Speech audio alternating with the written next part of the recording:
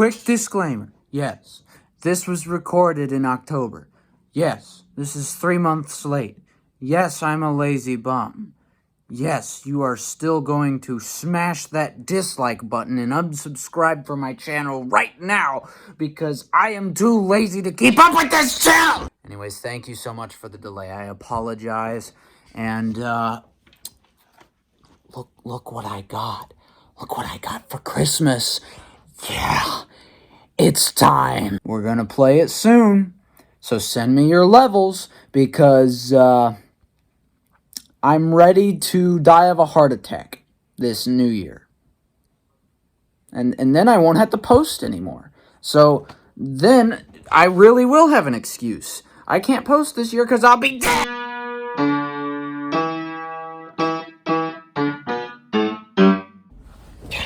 Okay, today's the big day. We are going to see a very special movie. The one thing that everyone won't stop talking about.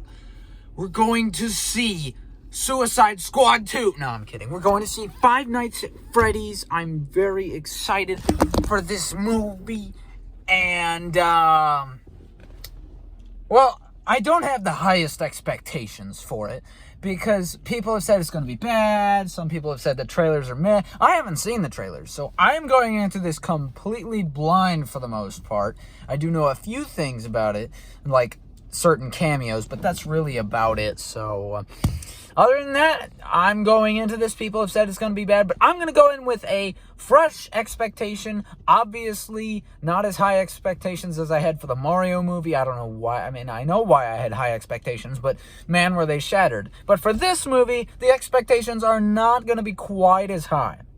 I mean, I still hope it's good. I hope it's a good movie, but I'm not expecting, like, the next big Hollywood movie here. I mean, come on. It's a horror movie. It's a Five Nights at Freddy's movie. So, pray for my heart. I'm probably going to get scared. Are you ready for vomit on your sweater already, Mom Spaghetti? Freddy! I already regret making that joke. I already want to drive off a cliff, which I'm about to do. The neighbor's kid is out there. I don't know if you can see her in the back. Steve's looking at me like, what the frick is this guy doing? The things I do for YouTube. Okay, this movie better be good. It better be good or I'm going to be upset. Not as upset as the Mario movie, I don't think. But I hope that it's at least enjoyable and it stays true to what Scott Cawthon desired Five Nights at Freddy's to be. So, happy Halloween and let's go see Freddy. Ladies and jerkies! Are you ready for Freddy?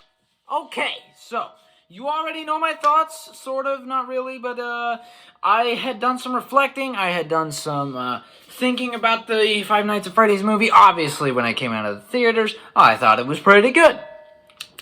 Is it still the same? Yes. I still think the movie is good. However, it does have its faults. Now, we are going to go over all of this today. The good stuff. Let's start with that.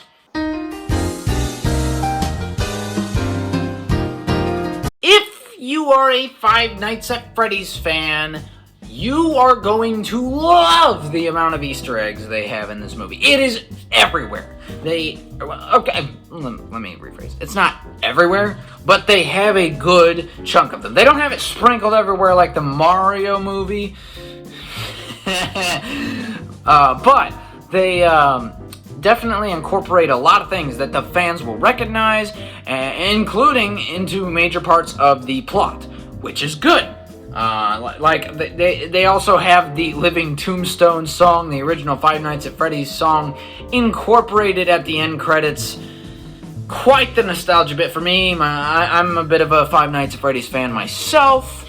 I find myself in the mix of, like, I'm not a hardcore fan of the series, but I've seen people play the games. I've looked up some of the lore.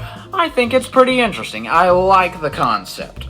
And And of course, they had some iconic people in the movie, like Markiplier show up, Matt Pat with his theory line, and the Shogun himself, Corey X. Kinson. Yo, Corey, if you're watching this, which I doubt you are, but hey, salute to you, my brother. It's you jealous. Your parents about to be like, yo, what are you watching? Better put your headphones in for this one. The animatronic designs looked incredible. Oh my gosh, all of them. Freddy's especially. I think Freddy was my favorite. Foxy looked good too. Bonnie at first, I was like, isn't he purple? But you know what? I very quickly came accustomed to the designs. I loved them. They were great. The whole setting, the whole pizzeria setting was great. And that's probably the only setting the only good scenery we got was there, that and maybe the river scene and the forest scene. But we get a good glimpse at the forest scene. We get a really good glimpse. They also incorporated Foxy's hum, you know, where he like goes do do do do do. It's like the thing that he does in the game. I remember hearing it and I got excited when I heard it. I was like, oh, this guard is dead. And the acting was good. Let me add that. Not from everybody, of course. Some people were a little, they were good, but some people did really good. Vanessa, Mike, William Afton, all did phenomenal, and Abby. Let me add Abby.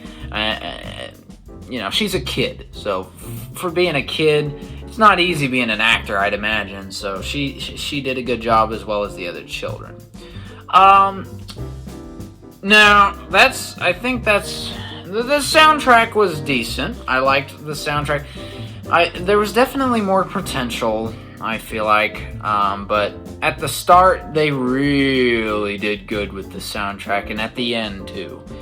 They had some pretty interesting bits, and then they even incorporated I Hear Secrets That You Keep When You're Talking in Your Sleep. That song, when the animatronics perform, that song was very fitting, considering the fact that Mike would always, you know, have that dream over and over again, and you know, there were secrets and everything there. So anyways, that's the good stuff. Okay, now let's talk about the bad stuff. So, mentioned William a bit back. He's evidently the main antagonist of the film. And it doesn't feel like it. It doesn't feel like it because he was treated somewhat like a last-minute thought. And a lot of the characters interacted with him somewhat nonchalantly or barely at all. So he really did not have the presence that I was looking for. The animatronics did not have the presence that I was looking for. The ant, who was another antagonist, didn't really have the presence I was looking for. Now, granted, the ant is not the main antagonist, but she barely does much. I mean, she shows up for a little bit, and it's been like 40 minutes, and then she shows up, and I'm like, who are you? Oh, right, you're the blonde chick, Karen, who wants to take Abby and smoke cigars with her, I guess. So yeah, we focus more on the humans than we do the animatronics, which that's how a lot of these movies go. You know, we got King Kong and Godzilla, and we focus on the humans for 70% of the film because budget. And on the note of the animatronics and the last minute thought of Afton and just all of this, it really didn't capture the essence of horror. And I'm not sure if it was trying to do that, or if it was trying to be a mystery film, or a fan service film. It's trying to be a lot of things based off of what we've seen. But in terms of trying to be a horror film, it does have some horror elements, but they're not the strongest. And it certainly didn't work the way it did in the games. for instance, Mike doesn't even use the door, I don't think. Mike doesn't use the door. There's a vent, which was never in the first office, but, you know, we'll let that slide.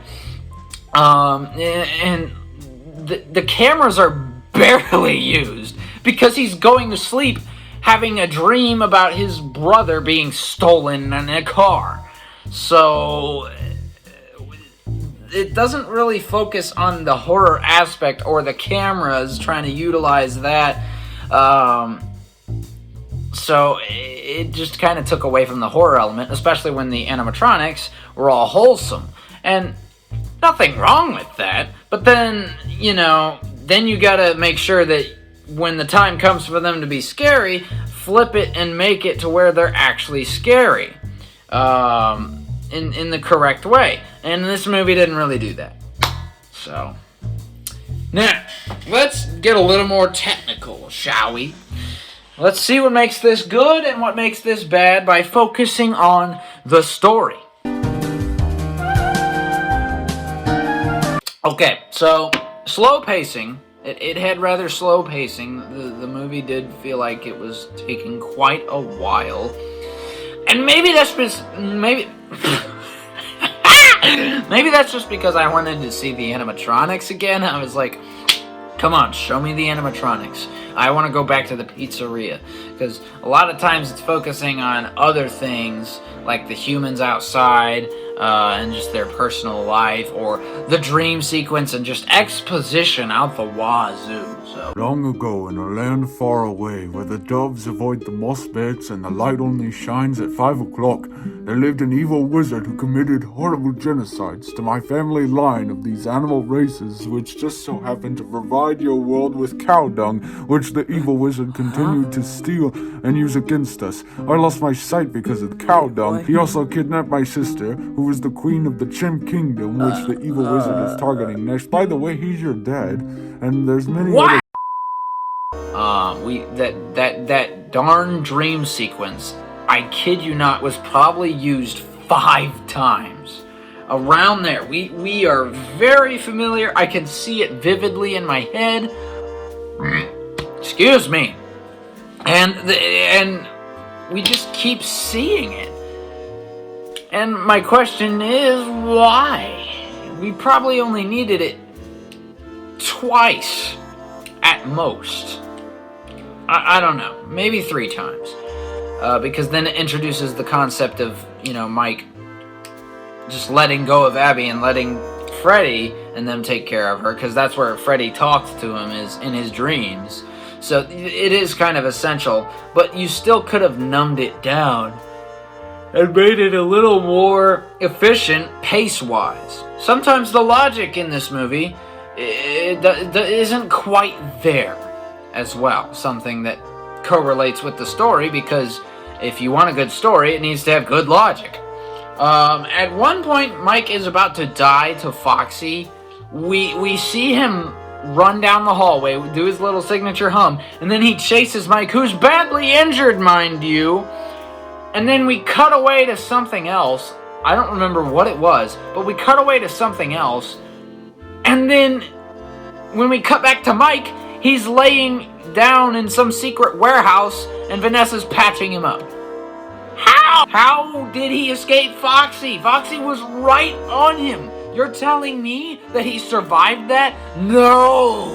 You do not get to cheat by cutting away. That is a cheap tactic. Do not do that. So the tone of the movie is kept pretty good. It's interrupted a couple times by like something quirky or like something that just doesn't belong, or it's just underwhelming.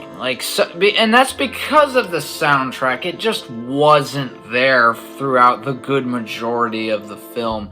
I can't even remember a good portion of it because I'm pretty sure it's just the same thing, where Mike goes back to the office, falls asleep, dreams about something, and then we wake up and it's the next day. We talk about Abby, and the aunt wants to take her away, and then he has to go back to the office, and then we learn a little bit more, and then Vanessa says something, they hang out, they build a fort, all this stuff, and it's just there's not much substance to it.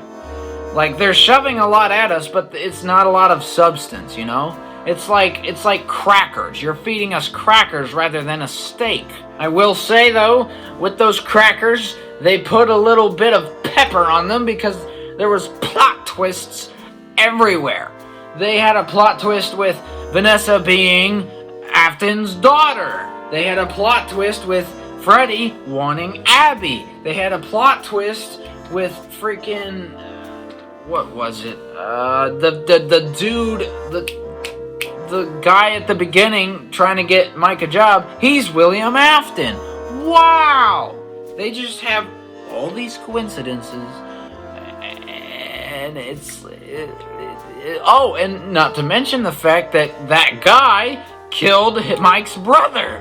So it's like, either you're stalking Mike, or you have no life, or both. Actually, that is both. Wait a minute. I will say, I did like the concept where Freddy and the children wanted Abby to be a part of that family. That was an interesting concept that I did like.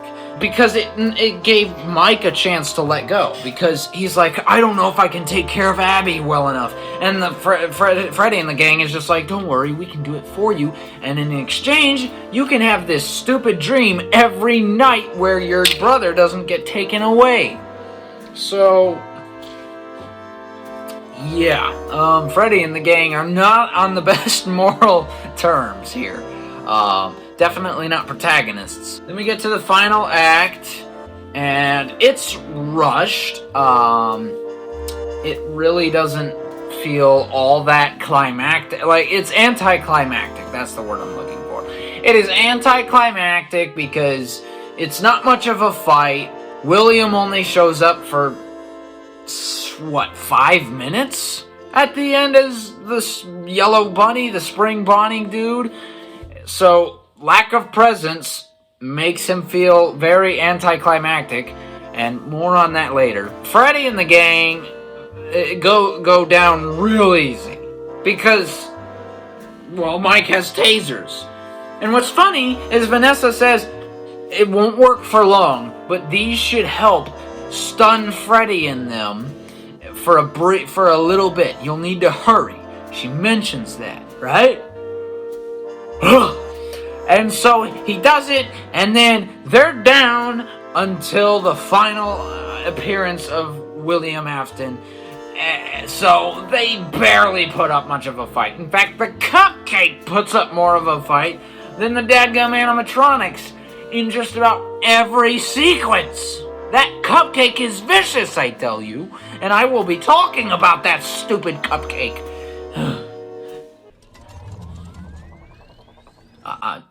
I didn't mean stupid, I just, you know.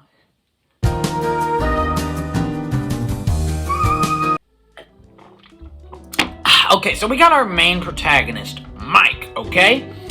And he doesn't have a whole lot of personality. I'd say he's your average protagonist, trying to do stuff for his sister, you know, after what all happened, and the fact that his brother got taken away, and they remind us of that every 15 seconds, and so, yeah, he's not the most charismatic. They say that he's unlikable. Like, Abby's like, why does everyone hate you? And it's never really made clear why. He doesn't really do anything that wrong. He just... There was that one time he punched a guy, sure, but I think that's more so because he had the trauma from his brother being taken away. And that doesn't automatically register as everyone dislikes you. The teachers seem to have a good, you know... She didn't mind his presence, and I'm sure there's others. The babysitter didn't mind his presence. Now, of course, the babysitter was a hired thug, but still. Not the most charismatic. Liked his backstory until it was repeated for the 5th time. Now, Vanessa, who I'm wondering if they pulled that from Security Breach, and if they did, why? now I'm even more confused. Vanessa has a very interesting personality. I found it quite likable, personally. I'd say she fit the story rather well. She helped Mike out. It was a little weird at first because I was like, no cop is gonna be this friendly and this willing. Well, I don't know if that's true, but it was just, she trusted him way too easily and was way too comfortable around him and just nonchalant. Like, she was interacting with the Freddy Fazbear stuff and, you know, watching the animatronics and telling him all about it. And I'm like, why? Why are you doing this? Why are you, and better yet, if your father told you not to get too close to him, or if he did get too close to kill him, why were you so eager to go anyway? She was very eager to do so anyway. Like, a lot of times she would just show up. She could have had Foxy kill him, but instead she was like, nah, I'm gonna change. Why? What was your motive? Do you even have a motive? Like, what is it? To bring your father to justice? Why is it now you want to bring your father to justice? Huh? So, like, that's confusing. And she had a few off moments. Like, you know, just the fact that at one point she literally says, in the middle of a conversation, or at the end of the conversation, rather, things seem to be going nice. She's like, all right, listen, Mike, I don't want to talk about it anymore. Let's just go home. And then she's like, if you bring her back, I will shoot you. Like, she says it, and it's kind of, it was just out of nowhere. And I remember sitting back like, what? Where did that come from? It was at that point I knew she was not a cop. And I probably should have known before that. I mean, because what cop throws pills in the water? That's littering, Vanessa. So yeah, Vanessa was interesting. And I'm wondering if they tried to hint at her and Mike having a little thing, you know, a romance. I'm glad that they didn't force it, because I swear to the Lord above, and I'm not meaning to, every time we have a film and there's a female who's helping out the male, they always force some kind of romance, and I'm sick of it. Please stop it. Mario movie, are you listening? Sorry, I had to let off a little bit of steam there, because I don't like it when movies or games or anything forces some kind of romance that just doesn't fit. It's one of the reasons I don't like romance much, to be honest with you. Maybe that's why, is because people have ruined it for me. So thanks a lot, Hollywood. You've ruined love for me. Okay, now Abby, let's reel our focus back in to Mike's little bundle of joy known as Abby, who isn't dead, unlike Gabe. Did you know that Gabe I don't know if his name is Gabe, but anyway, it's his younger brother, that's all that matters. And now Abby, he has to look after her and be protective, and he wants to support her because he doesn't want her to go to the aunt who smokes drugs. So, and Abby wasn't the most annoying child. Typically, children are annoying in films, like they're just little brats. See, now Hollywood has ruined another thing for me. Children.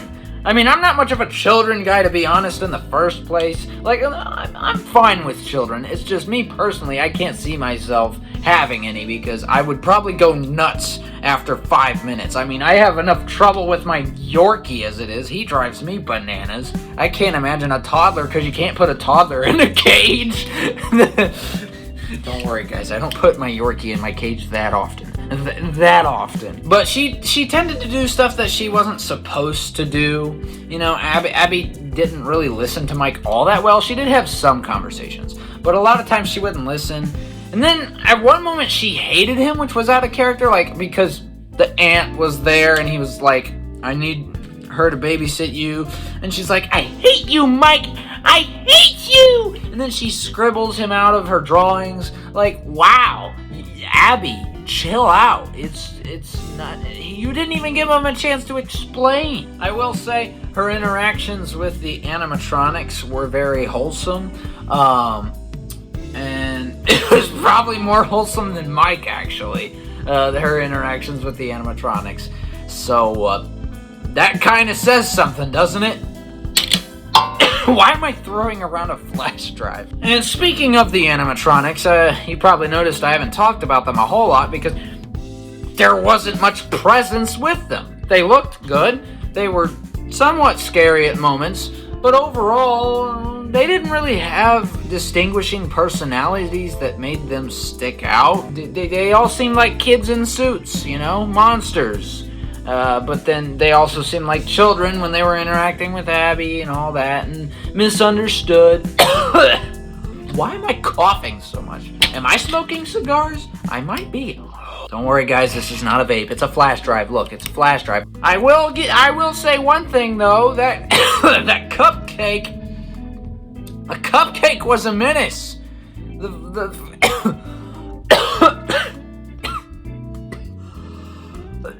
cupcake was the cupcake did more than the animatronics, I'm pretty sure.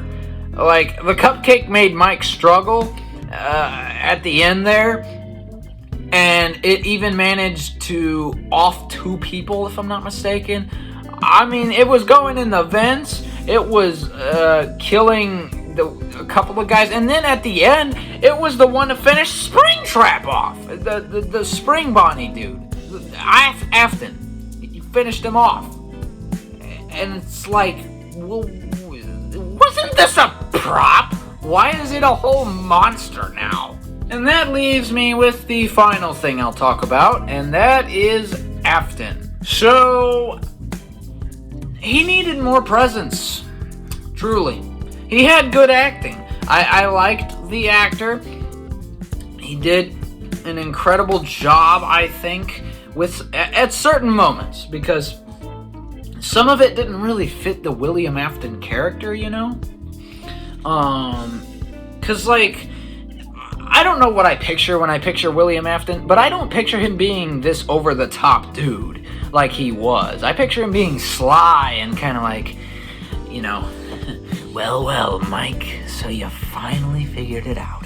But at the same time, I did like it at moments. But when he was lecturing Vanessa, it was like not meant to be taken too seriously because he just sounded like an irritated father rather than a murderer, a psychopathic murderer. He's like, I gave you one job. One! Instead, he could have been like, oh, Vanessa, I gave you one job. Just the one. And you couldn't even do that right. You know, something like that. And see, there's a little bit of my acting skills. I know they suck. And at one point, Vanessa, what makes it worse is the fact that Vanessa makes a smart remark in the middle of being held at knife point. He says, I gave you one job. One! Keep him... It was like, keep him away and then kill him if he gets too close. And then she's like, that's 2 jobs. Wait, do you know who you're talking to? This is not some reasonable guy who's gonna go, oh, you silly girl, you. No, and plus you just shot this dude, which, by the way, he should have stabbed her right then and there and just felt no remorse. And I know some of you are gonna be saying, oh, but Kirky, that's her father. He's gonna feel some empathy. No, because literally in the next scene, he stabs her anyway. So it doesn't make sense, because in literally 20 seconds, she gets stabbed in the liver. That's a painful spot. That's not a slow death, which is why she survives. But he made sure that it hurt. This is not a caring father. This is a child murderer. Bro is a child slayer. And then once Abby tells the animatronics this, or rather draws it and shows them, they all turn on him. And the cupcake, of course, is the one to attack. It only takes one attack, and all the spring locks activate. Okay, that was what we call anticlimactic. You're telling me that the taser, I'm pretty sure the taser would have a little more impact. Maybe not. I don't know. But if it doesn't take much, how is he able to literally run like a linebacker and truck Mike when he first showed up? Which, by the way, that was cool. When he first showed up and he got tased and he laughed maniacally and just shoved it away. That was... I got chills. I can tell you when I didn't get chills was when he, is getting spring locked and then he grabs the helmet again and says, "I always come back," and then puts it on. That felt a little fan servicey. That felt a little on the nose, If maybe he said it in the closet as he was dying, and he just kind of looks up to the sky, maybe, and says, "I always come back," maybe, or I don't know. It doesn't feel like something he says. I feel like it's something that the other characters might say. I don't know. Either way, I just feel like it could have been handled better. It was a rather out of the blue say. I mean, not out of the blue saying, but the timing of it was a bit out of the blue. You don't say that as you're dying and in exasperating pain. Which, by the way, if you're in so much pain, why would you put the helmet on to add to your pain? What sense does that make? Hello? I guess he knew. He probably knew that his soul was gonna be in the chamber. But you really want that? Like, you want to become Springtrap? Alright, fine, whatever. But his presence was not there. The delivery worked in some cases, and in some cases it didn't. And it would have been much more satisfying and much more appropriate for him to get offed by the animatronics rather than the cupcake. So, yeah, those are my thoughts on the Five Nights at Freddy's movie.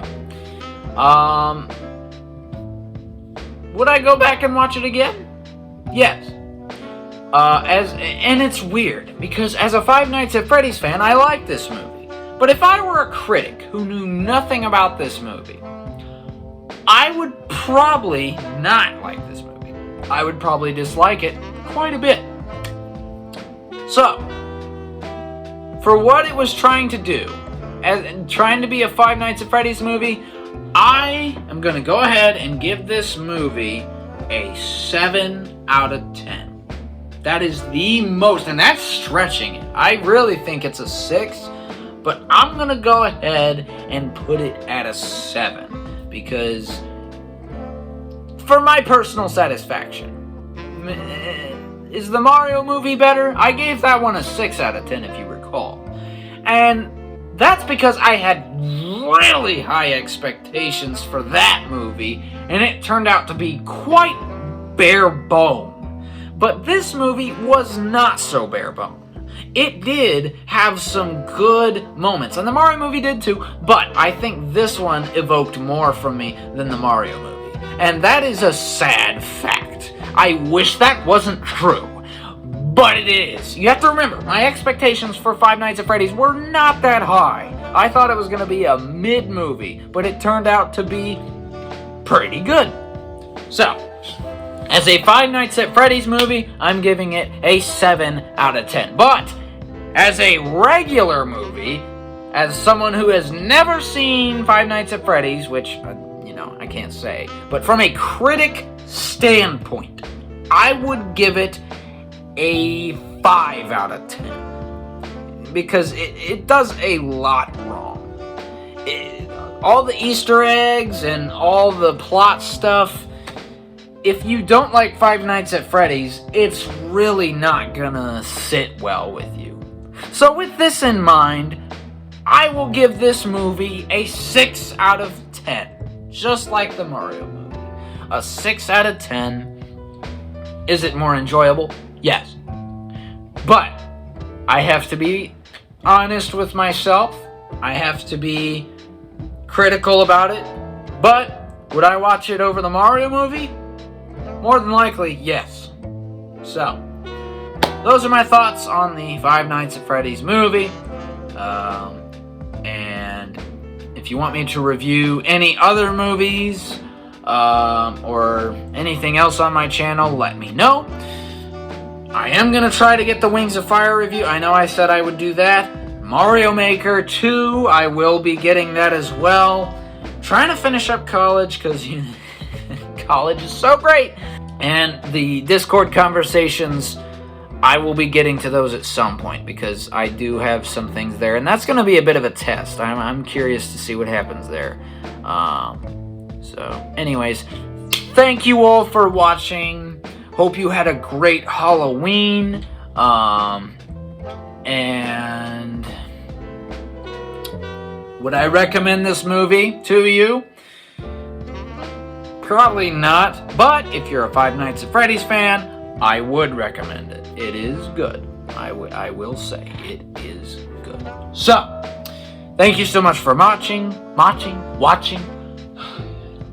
Stay strong, stay special, and stay super. Kirky out.